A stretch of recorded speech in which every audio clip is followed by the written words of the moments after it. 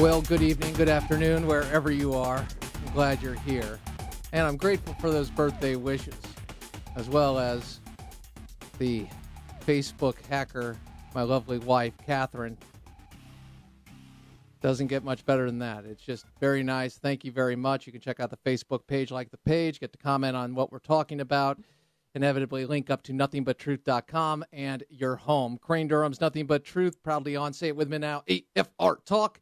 And we begin with what the president had to say today, flanked by leaders in Congress, about Syria and what it will be and what it will not be. Yes, the response to the use of chemical weapons, the red line crossed, and there will be action, but it won't be, let the president speak. Crane, roll it. The key point that I want to emphasize to the American people, the military plan that has been developed by our Joint Chiefs and that I believe is appropriate is proportional, it is limited, it does not involve boots on the ground. This is not Iraq and this is not Afghanistan.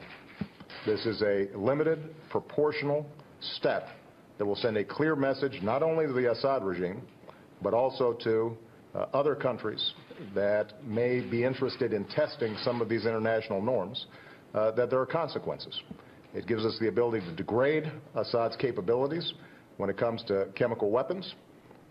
It also fits into a broader strategy that we have to make sure that we can bring about over time the kind of strengthening of the opposition and the diplomatic and economic and political pressure required so that ultimately we have a transition that can bring peace and stability not only to Syria but to the region. A transition meaning that back 2 years ago you said Assad has to go, didn't do anything, didn't help the people that needed help at the time. Those people got infiltrated by al-Qaeda, al-Nusra, actually the terrorist group affiliated with al-Qaeda, rejected at times by the Syrian people. Even in the last year when they've taken over towns, they have not been popular. Obviously, Islamist people desire to be free in Syria. Yet we've got to find the people that want to be free and separate them from the people that want to put an Islamic State. And that's going to be a difficult task. Bottom of the hour, we'll speak with Ryan Morrow, ClarionProject.org's National Security Advisor and founder of WorldThreats.com. We will also be speaking to Dr. Zuhdi Jasser about some comments President Obama made about a group within the United States that has ties to Hamas, as well as Dr. Zuhdi Jasser, American Islamic Forum for Democracy. He is a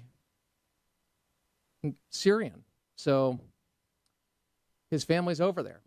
But he's an American, don't get me wrong, American citizen, and served in our armed forces, among other things. So he'll be with us.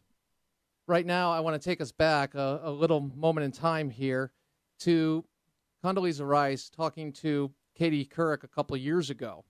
And you say, why are you bringing this up? Well, I think there's a lot of talk about Iraq and what Iraq was. And rather than allow the revisionists to write history, I want to set the record straight. I think you know about this, but let's be very clear. The Democrats, the left, not about R's or D's, but it is about accountability, made the statements in the case that President Bush made at the time to take out Saddam Hussein, okay? And when things started to go, well, a little too sideways in Iraq, they made a political calculation, and they sacrificed our national security on the altar of politics, and they did so very dishonestly. You go back and you look at the charges, and it's like anything else the left has to do. They have to rewrite history. I say this in love. I'm not trying to be a hater here, but I really think this is important because all of a sudden when we are arguing about or debating something that's premised on a lie, we're not going to get anywhere, okay? And lying is knowingly misleading the country. They know President Bush didn't lie. They made the very statements he made. And when we went back and we saw what happened in Iraq and everybody said, oh, the surge is going to fail, it did not fail. It succeeded. Not only that, Biden blew the status of forces agreement in Iraq. So we didn't have assets there. We were completely out. We had them there in 2010 and 2011, but now we have them out. So we really can't do much. we're in the position we're in, not all of a sudden. It's not all of a sudden this happened. No, it's like the financial crisis. The left wanted to increase home ownership among those who could not afford homes oftentimes. So they jacked the rules around, put pressure on Fannie and Freddie to increase their portfolio of certain types of mortgages, risky mortgages, if you want to put it that way. And then we get what we had, which was a meltdown and trying to find out where these mortgage-backed securities, a bunch of mortgages wrapped up into a security, and which ones were bad and which ones were good. Didn't really know. So you're dealing with history here, but there is a cause and an effect, and there's time between the two, and it's really important to get it right.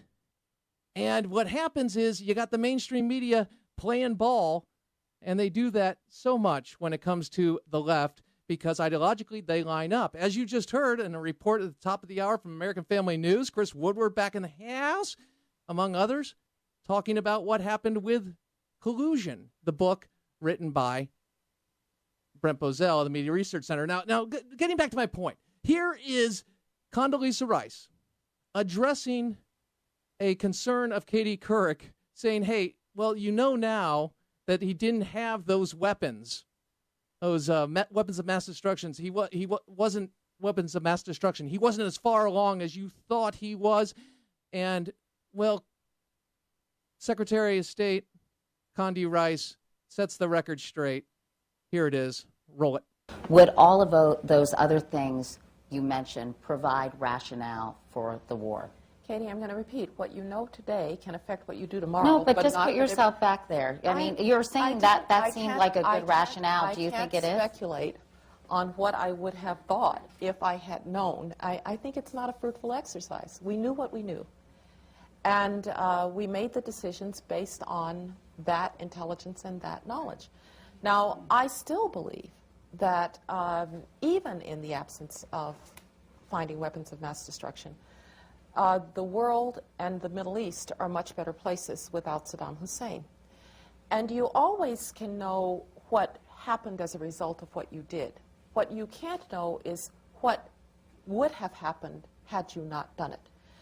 The Iraq that we are talking about today, our debate about Iraq today, our concerns about Iraq today, are of course about continuing violence. But the conversation is whether Shias, Sunnis, Kurds can, within their new democratic institutions, form the first multi-confessional democracy in the Arab world.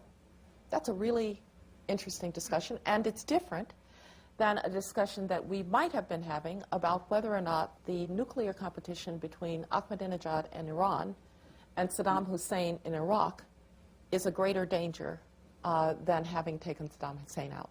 So I actually think that might have been where we were.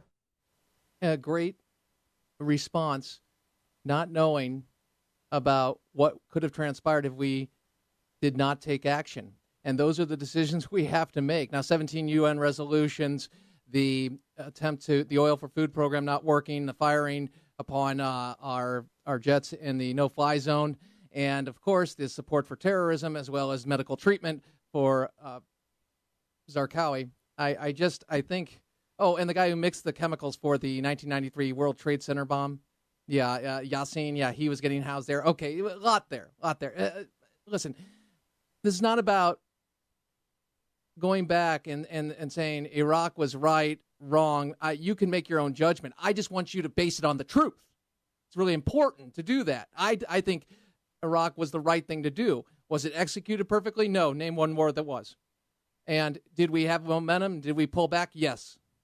That all said, John Kerry addresses Chris Wallace's concern and question earlier about, in Fox News Sunday's coverage this past Sunday, about the move by President Obama to get congressional approval to have the discussion, but will still have the power to launch the attack if he decides to do so.